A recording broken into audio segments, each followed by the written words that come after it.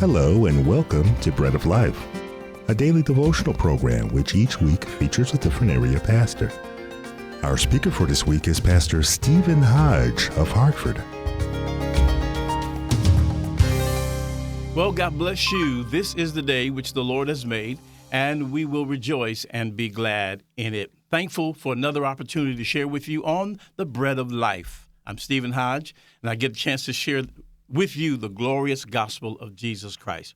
Let's get back into the lesson that we began yesterday. The topic that we're talking from is finish what you've started. That's right. You can say it with me. Finish what you've started. Our key verse is Philippians 1, verse number 6.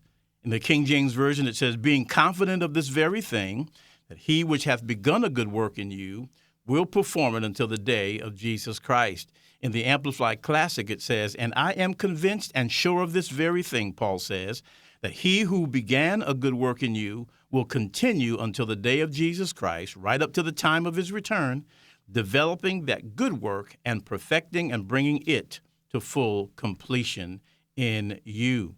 And so this is really about keeping our eyes on the prize. Now, as we've started yesterday, I shared with you how Jesus had his focus, and we looked there at Hebrews 12, 1 through 3, and we saw his focus beyond the cross, which allowed him to endure in between in the journey. There are things that will come along to try to cause us to stop. There are interruptions, if you will, that will come, or distractions that will come to try to stop us on our journey of finishing what we've started.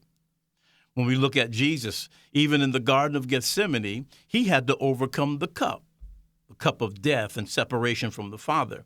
And he declared, nevertheless, not my will, but thine be done. So it is important that interruptions don't derail our outcome. Let's take a look at a seed. When a seed is interrupted, the promised harvest is frustrated. When a seed is interrupted, the harvest is left empty.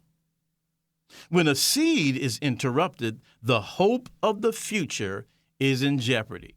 When a seed is sown into the earth, it must remain there so that it can come to full germination and full harvest. But if it is interrupted, if it's plucked up, if it's pulled out, then we will suffer from having the harvest that we were looking for. And so the outcome will be forfeited.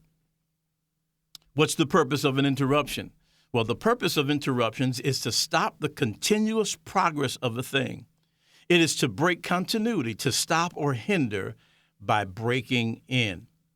The power and effects of interruption breaks our focus. It stops progress. Our attention is ripped away. Our brain even abruptly shifts, and it stops the momentum. When this happens, the damage is done.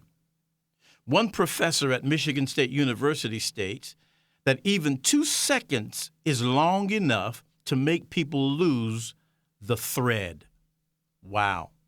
So yeah, interruptions are powerful distractions to stop us or derail us from finishing what we started.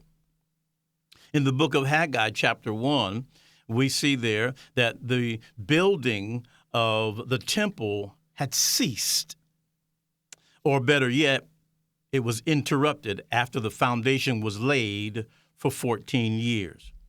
God sent a prophetic word of warning through the prophet Haggai to the governor of Judah and the high priest concerning the interruption. Then the work began again to complete the temple.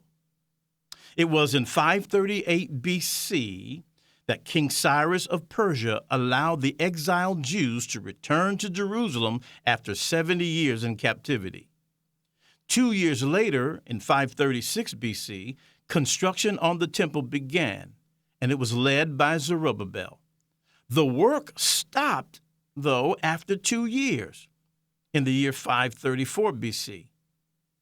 After 14 years of neglect, work on the temple resumed in 520 BC and was finished 4 years later in 516 BC. Now, why am I sharing all that? I'm sharing that because what could have been done in 6 years total took 20 years because of a negative interruption. We'll see you tomorrow. God bless you, and may grace be unto you.